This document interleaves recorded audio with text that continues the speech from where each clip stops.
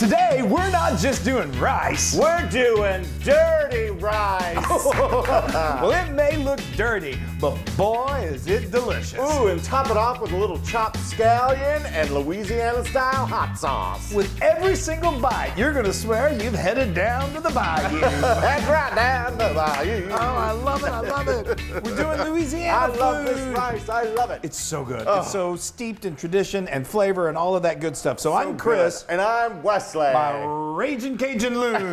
Today I am. Today you are. Okay, I'm gonna get going. So I've got a nice large skillet. I'm gonna have a pretty hot skillet here, and I'm gonna add to this first. I've got half a pound. That's 8 ounces Of some pork. Of some ground pork. I should have told you. I also had in there 3 tablespoons of oil. You could go with vegetable oil, canola oil. I'm going with olive oil today. And then here, this is from our researching this recipe extensively, is traditionally used. This is pureed chicken liver. That's right. I had the pleasure of throwing them in the blender and pureeing them. I know it's not the most pleasant task you'll ever do. It's not the prettiest, but it adds. It adds a depth of flavor, and you don't have. You could, they're easy to find. I find them just in all of the grocery stores carry it in the produce section, and it does not make it taste like liver and onions. It doesn't make it taste. It just adds a depth of flavor. Totally. And it's good. So don't. It's delicious. That was a half. Take it from the Loon. Yeah, if the Loon says it's delicious, it's delicious. Okay, so I'm gonna just let this cook until it gets almost like a sticky, which starts to stick to the pan. It's gonna give it a little of that crust, that kind of, I feel like I'm in a saloon, like a dirty going situation. Dirty saloon. Anyway. I don't want to go to a dirty saloon. Well, I want to go to a nice restaurant down on the bayou. Yes, I know. And so while we're letting this go, we have to always preface this. We're not Cajun, we're not from Louisiana. This is our twist on our take on a dish that we love so much. Yes. So all of our Cajun friends and our Louisiana friends, be gentle to us whenever we say something wrong. We know that the Cajun and New Orleans they're 2 different types of cuisines. That's right. Although you can get good Cajun food. There's chefs in New Orleans that I've gotten. Don't go there. I know. I'm gonna shut my mouth. So just know that we love you very much. Yeah. We like your food. So anyway, okay, I'm gonna continue to cook this until it gets just a little crusty, and then we're going to carry on. Okay, you can see it's starting to get a little crusty on the bottom. Kind of reminds me a little bit of like when we make smash burgers, and you just flatten it and makes that lovely crust. That was 1.5 teaspoons of kosher salt. This is 1/2 teaspoon of chili powder. Getting poppy. It's getting, I know it is. It just popped me in the face. Chili powder? Chili powder and 1/2 teaspoon of black pepper. Chili powder is probably not. There we go. Crusty. I know it. Chili powder is probably not the most traditional seasoning to add to this, but we like it, and we think, I've seen other chefs do it, and I think it adds a lot of flavor, but you can leave it out if you want. I love it. I know. If the Loon likes it, then you'll like it. That's really all that matters. Okay, so now that's continuing to be nice and crunchy. I've got 1 cup and 3/4 here of chicken stock. Now what we're gonna do is we're just gonna add about 1/4 cup right now, just to let that kind of absorb into the meat. And just build that flavor. It's already starting to smell delicious. I know. Starting to smell dirty in here. It is dirty, folks. Enter at your own risk. Okay, so now that you're going to do this until it almost absorbs. And you see we've got this over, I'd say this is medium-high, pretty high heat. You want to get it pretty scorchy. I think you made a version of this years ago. I've been making this forever. And I think you made it with breakfast sauce. Well, I can't remember. I made it with some sort of, this obviously has pork. I think you're right. I think I did. Maybe you couldn't find it regular. Who knows? I was like, well, I'll try this. And we I'll liked. follow Jimmy Beans on there. I know, and it was good. So this is 2 stalks of celery that have been chopped, and this is a medium onion that has been chopped. So far, we're going like a mirepoix, but we're gonna make the holy trinity of Cajun, but now we're changing it. And I'm changing it a little bit. Instead of doing bell pepper, I want to give it a little more zip, and I'm going to do just some chopped jalapeno. Yes. Again, you don't have to do jalapeno. You could certainly do green bell pepper, which is very traditional, and that is great. This is like 3 cloves of fresh garlic that I've minced.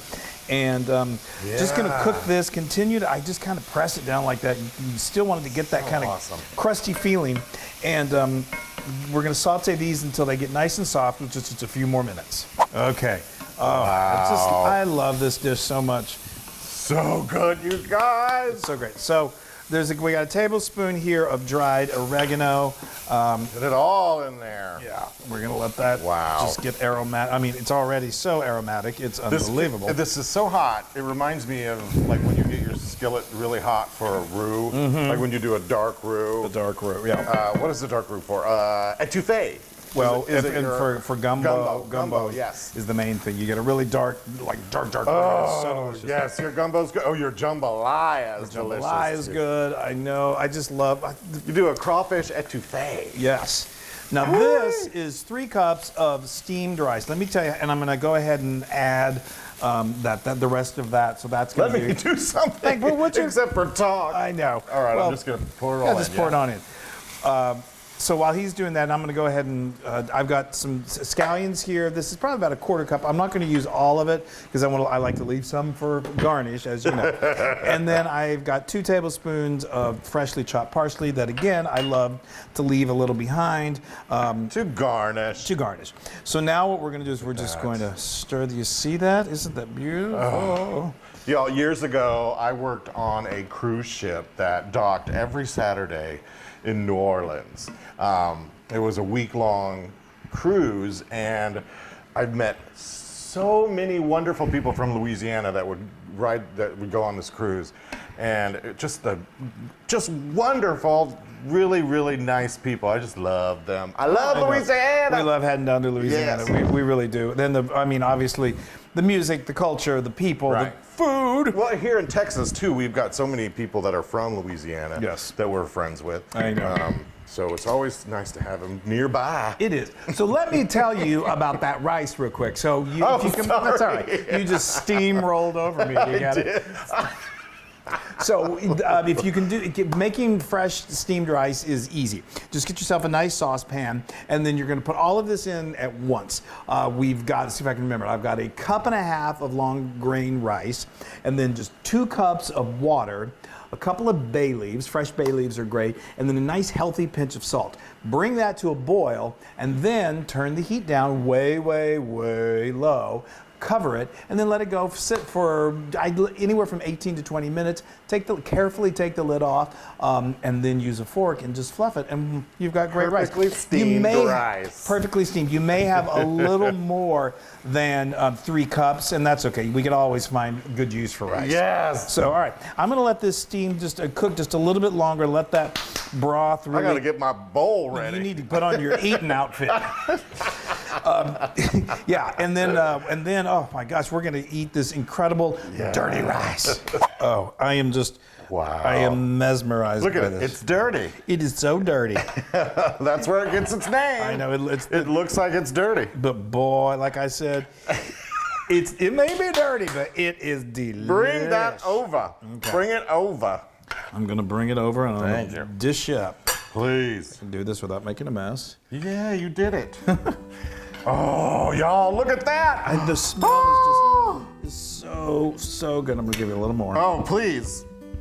Oh, and this is a meal. Wow. It's a great. I love it because you can get it on the side for other great Cajun dishes, that looks, or guys. you can serve this as an entree. It's so filling.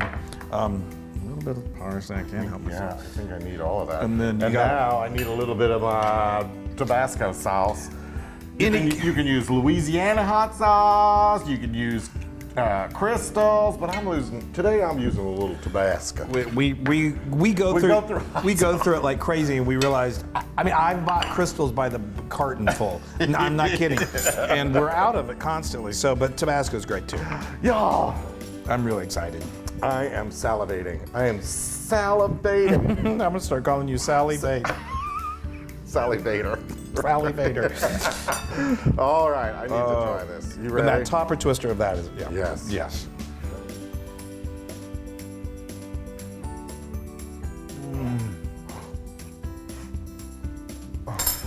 It's perfection.